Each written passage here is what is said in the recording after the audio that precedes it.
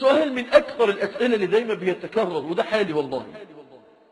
يا شيخ أنا عندي ذنب متكرر، أنا عندي ذنب كل شوية أعمله وأتوب وأرجع أعمله وأتوب وأقف شوية وأقع شوية.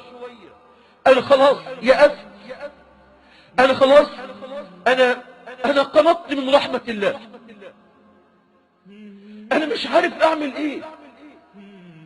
أنا قلبي معلق ببنت، وأنا قلبي مليان حب لله، وبتوب لربنا سبحانه وتعالى وبكلمها وبقول لها خلاص ده حرام، ده ما يرضيش ربنا، وارجع تاني يعني أقع. بعتت لي مرسال، وقعت، كلمتني على التليفون، رجعت كلمتها تاني، وبعد كده ضميري يأنبني، وبعد كده ربنا يبعث لي الرسالة والآية، وارجع تاني أقع. شاب تاني يقول يا شيخ أنا مبتلى بالمواقع السيئة، بقع في موقع أتفرج عليه أبص عليه أتوب أندم أرجع لربنا، بندم جدا والله يا شيخ، بندم جدا، وبعد طول الليل بكاء وندم وهم وغم لا يعلمه إلا الله. والله يا شيخ أنا نفسي كده ربنا يعيني إن أنا أغض بصري، بس أنزل الجامعة وأنا واخد قرار خلاص أنا هغض بصري، بقع يا شيخ. أعمل إيه في الذنوب المتكررة، الذنوب اللي أنا بقع فيها كتير؟ والله أنا بتوب، بس أنا مش قادر أقف على رجلي، أذنب وأتوب أذنب وأتوب أذنب وأتوب. يا شيخ أنا حاسس إن أنا منافق، إزاي أتعامل مع ربنا كده أصلا؟ أنا حاسس إن أنا جوايا نفاق، إزاي أتوب وأرجع أتوب وأرجع؟ على فكرة يا شيخ أنا حاسس أصلا إن ربنا ما بيقبلش مني توبتي، علشان كده أنا برجع للذنب. دي أول مشكلة بتقابلنا في توبتنا ورجوعنا إلى الله سبحانه وتعالى. وأنا عايز أقول لك إن الذنب ده واجع الإنسان جدا، وعودة الإنسان لهذا الذنب حاجة موجعة للقلب جدا. وأنا والله مقدر وحاسس كويس جدا بما أنت فيه، لأن أنا زيك، وأنا عمال أدور على سبيل النجاة، أنجو إزاي؟ بس والله يا أخوانا وقفت على حديثين يريحوا قلوبنا جدا. الحديث الأول يقول عقبة بن عامر رضي الله عنه: أتى رجل إلى رسول الله صلى الله عليه وسلم فقال: يا رسول الله أحدنا يذنب، فقال صلى الله عليه وسلم: يكتب عليه. فقال الرجل: يا رسول الله ثم يستغفر منه ويتوب إلى الله منه.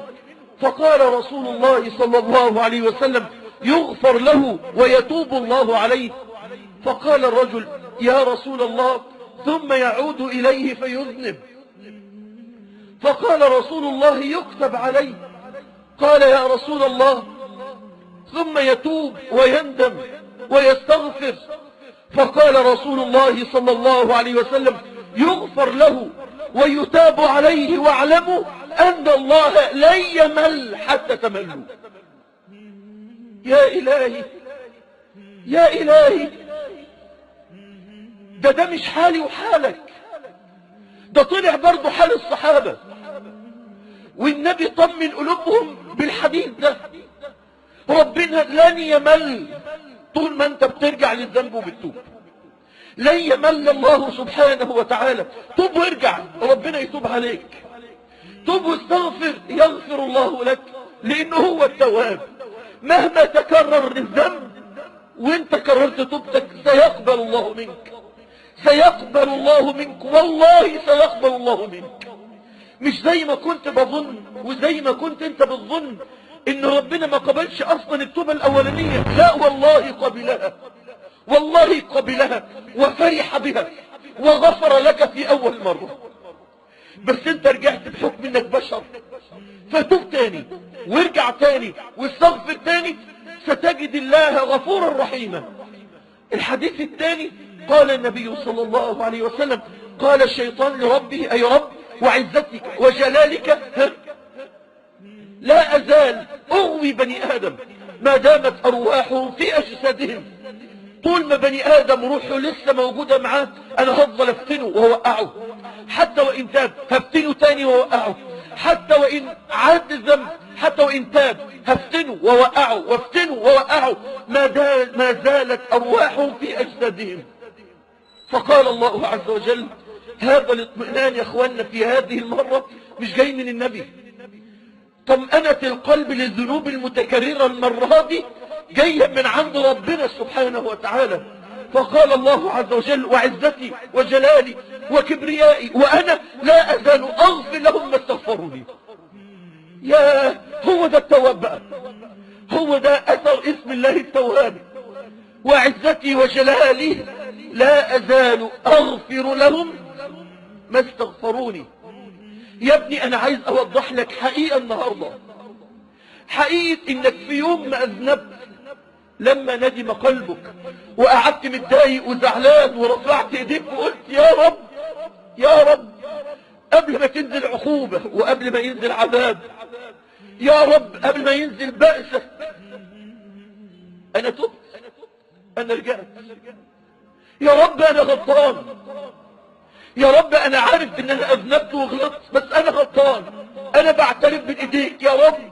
النبي قال إن اللي يعترف بذنبه سيغفر الله له، أنا بعترف بذنبي.